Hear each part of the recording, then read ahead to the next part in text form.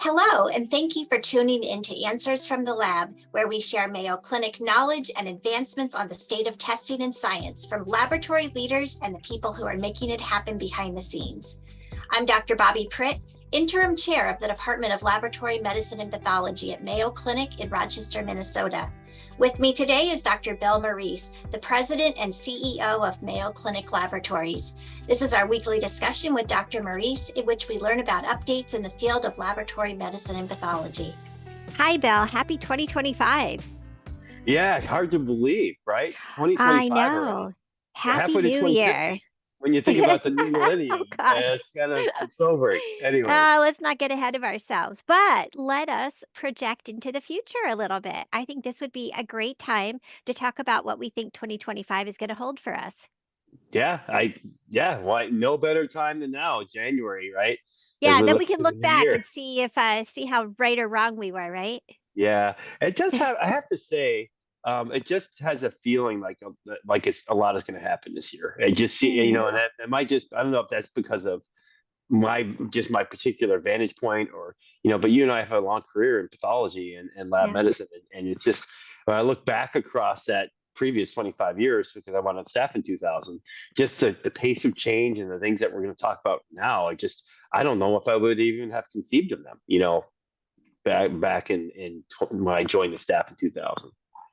I would agree with you, Bill. Things in artificial intelligence, for example, are really taking off, generative AI. And now we have tools that are coming into the clinical realm that are really going to make our lives easier, but have the extra complications of, needing that human oversight still. So I agree. And, I think you recently gave a lot of thought to this in an article that you wrote for Becker's Hospital Review, and it was entitled Nine Developments Predicted to Shape Laboratory Medicine and Diagnostics.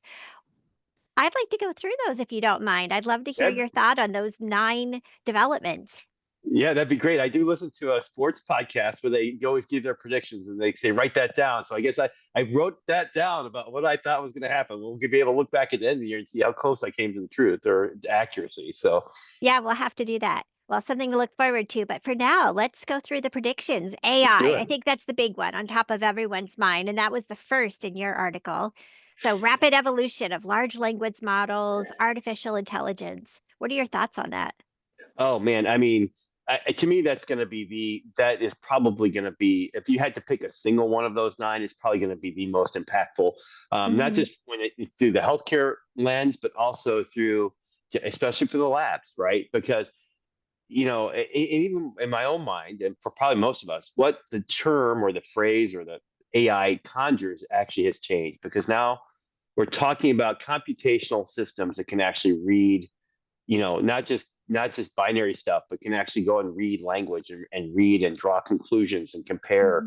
Hmm. And the pace of these is they're advancing every 4 months. That to the point where they can now answer tests at a PhD level and these things is clearly going to have an impact on healthcare, the needs, because it can help with knowledge diffusion and access, right? If these tools are used correctly, they can really improve patient care.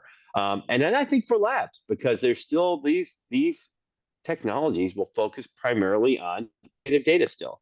And as you and I've talked about many times, the majority of the quantitative data in the health record comes out of the laboratory. So, as laboratorians in particular, I think we have to understand these technologies. We have to really think about where they might have use, and also think about where they would have risk, right? Because Hmm. that is one of my concerns. Is that I think the term that's used now is hallucination.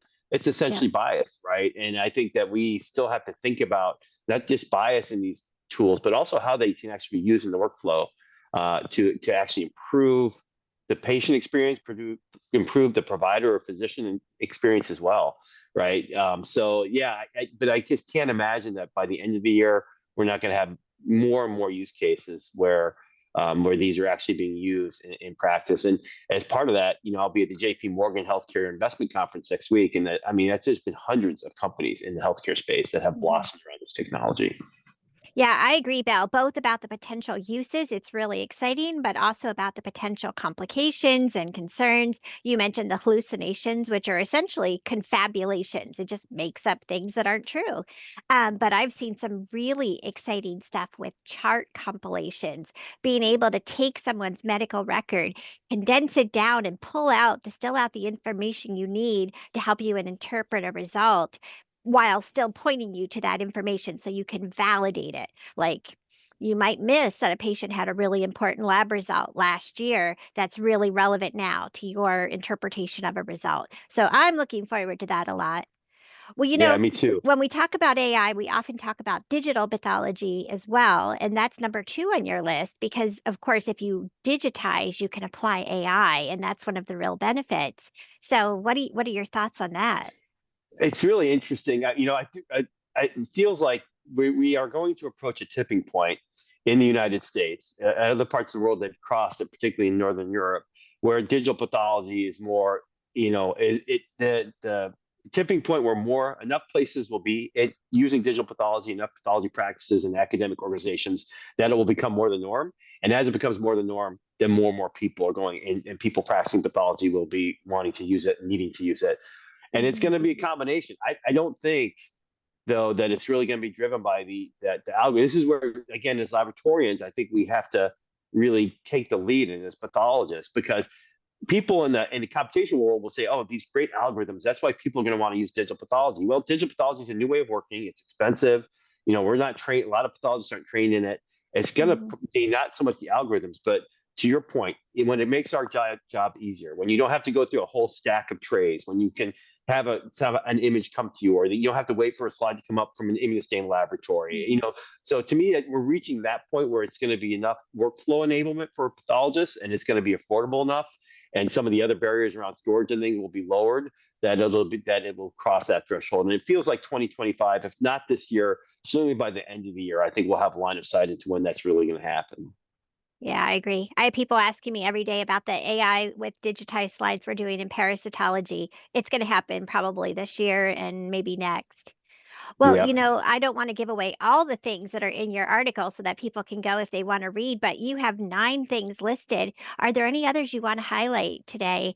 Um, Increased interest in proteomics, regulatory uncertainty, personalized medicine. There's a lot here. Yeah, well, I would say two things really stand out to me, of those that, and they're all, it really depends on where you live and what you do in diagnostics. If you're more running a core lab, you might be really interested in what's happening in retail health, right? Because that's Hmm. going to be focused a lot more on routine testing. If you're running a high complete lab, like we do in our clinical biochemistry immunology division, for instance, within our department where we have a lot of mass spec, thinking about mass spec and what's going to happen with that technology is one that I think is one that really bears watching, and for a couple of reasons. Number one, it's powerful technology, but it's always been thought of as more research based. Even in a lot of diagnostic companies, the mass spec part of their business is not housed within their clinical diagnostics. It's actually within life sciences, more of a tools, exploratory tools. But Roche will be coming out with the first FDA approved kind of automated platform for mass spec that will change things, that will make mass spec more available. I think that's more focused on small molecules, steroids and drugs and some of those things. But then on the other side, mass spec can be used to evaluate proteins, and I do think, and other large molecules, kind of like NGS is for genetic sequencing. Mass spec and proteomics will be for a lot of what we think of as immunoassays or protein assays. And again, it's all the things that we talked about. It's the ability to have, computational tools that can actually make these interpretable. I think we'll see more and more of these very advanced technologies like mass spec that have tools that are clinically validated that can actually take those very scientific and data intensive results and turn them into clinical answers, right? Just like we saw with NGS. And I think that's the other piece of the spectrum that I'll be very interested to watch this year, because those things, look how much NGS changed how we think about doing genetic testing. And I know it's a big thing in microbiology too, right? So that's just the beginning. I think you'll start to see the same thing on metabolites, a lot of things we test right now on a chem panel. How much more can you learn from that? And then also on proteins, which is primarily immunoassays today. And how much will that change? Yeah, there's a lot there. And once we really embrace that, we're going to be able to have tests that really look at genomics, proteomics, probably all in a single test. And I know in my world, looking at host response in microbiology, we typically just look at the pathogen, but knowing what the host is doing and looking at the inflammatory milieu, that could be really helpful to know if it's a true invasive infection versus contamination or superficial. So there's a lot there, and of course, we're using proteomics now in the microbiology lab routinely, MALDI-TOF. Yeah, So yeah, mass yeah. spectrometry. Yep, of We course. were Yeah, you we guys were were late to early the adopters. game, but now we're in it. Well, I think I don't know, in many respects, you were early adopters from a proteomic Oh perspective in yeah, terms of for sure. And I think that the other thing you brought up, it probably we look to 2026 if we're really going to get risky, the whole thing around immune response. And the reason that it's really timely that you bring that up, I think we talked about a podcast or two ago that I attended a summit hosted by Danaher looking at AI and looking to the future, and the reality is that, and it'll be interesting next week when I go out to JP Morgan, is that for most pharma companies, their big thing now is really understanding variability in response. And I think in cancer, the first level of that was in microbiology was susceptibility of the organism, right? And overcoming resistance, which is a huge problem, right? For cancers, it's looking at the genetic alterations within the tumor. I think there's that now. In fact, it was announced at that summit that there's the global project to look at the immunome, so understand how we're responding. And I think that will be the next kind of foray. Will be, and a lot of it would be driven by therapeutic companies like pharmaceutical companies trying to understand variability in response. And so there's a whole. It's like these things really have.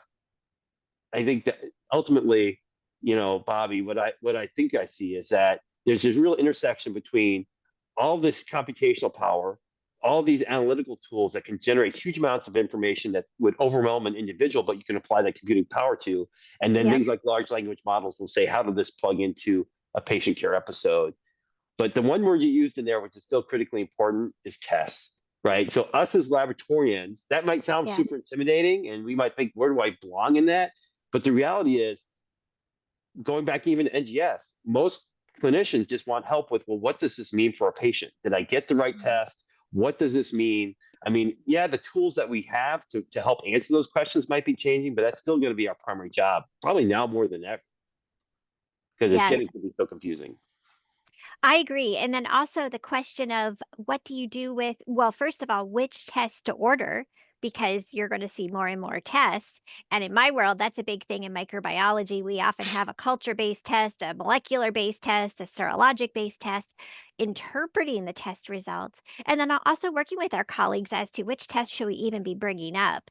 And that's what we do. And so we're used to doing that. That's going to continue to be important. Just because AI is there and it's a tool we could use, it not make sense in our particular setting.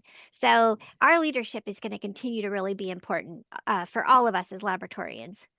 Yeah, I totally agree. And the other thing I would say, and I think your world's, even going back to digital pathology, but thinking even about diagnosis of infectious diseases and all the tools that we have, these great new technologies sound great, but we still have to think also as laboratorians about just how we make tests more accessible. I think one of the concerns for everybody in healthcare is this going to really widen the gap between haves and have-nots? That areas of the world that can afford these technologies, you'll have much different outcomes for patients than in areas of the world that we can't.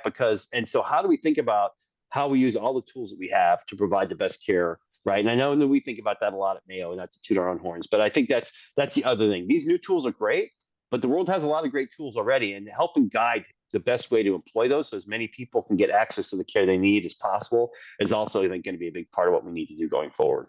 Yeah, absolutely. Well said, Bill. Well, I would point everyone to the article that you wrote with the 9. We didn't go over all of them, but we'll include a link with this podcast. It's yeah, we'll have to do a look back, Bill. I'm going to hold you to it. Next December, we're going to look back and see how accurate you were. Yeah, But that's one thing. That's one thing I noticed already is why didn't I have a co-author? Because anyone that got wrong, I didn't know that. we're That was just a going to pretty blame big you. thing on that one. I think you're pretty right on spot though. So it's a good way to start thinking about it, and we'll probably see all these unfold in 2025, and we can dive into them deeper in future discussions. Yeah, that'd be great. And, we both have LinkedIn and X feeds and things. So, Yep. of course, people can always provide input and feedback and thoughts there too. So that'd be great. Absolutely. All right. Well, until next time, see you later. All right. See you, Bobbi. Thank you so much for tuning in to Answers from the Lab. Be sure to subscribe to this podcast and don't forget to tune in every Thursday and every other Tuesday.